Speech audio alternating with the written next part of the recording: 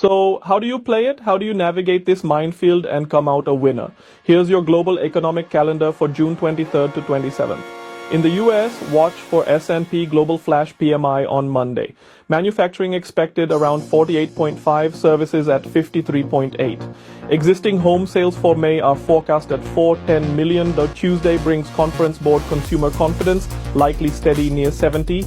Wednesday, new home sales may tick up to 630,000. Thursday, durable goods orders and the final Q1 GDP estimate.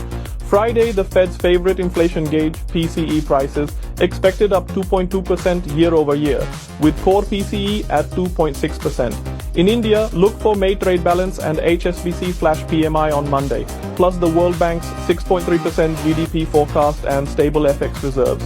Eurozone and Japan release PMI data Monday, Germany's IFO on Wednesday, and China reports industrial profits Friday. These numbers will drive global sentiment. Central banks are in focus. Fed Chair Powell testifies Tuesday with markets watching for inflation and rate cut clues. The ECB and Bank of Japan are also in the spotlight.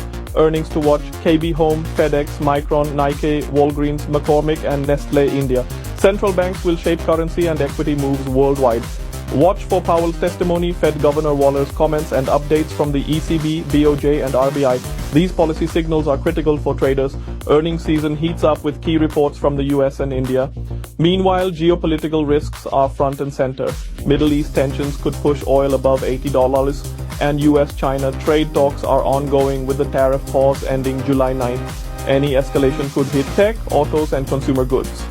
Watch oil, gold and the dollar for market signals. How should you position? Consider option strategies to play volatility around Powell's testimony, PCE data, and Middle East headlines. Hedge with gold or VIX ETFs. Overweight energy and financials for short-term gains. Underweight consumer discretionary due to tariff risks.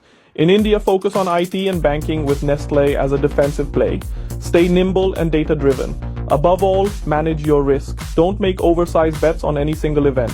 Use stop losses and remember, cash is a position. If you're uncertain, it's okay to sit on the sidelines and wait for a clearer picture.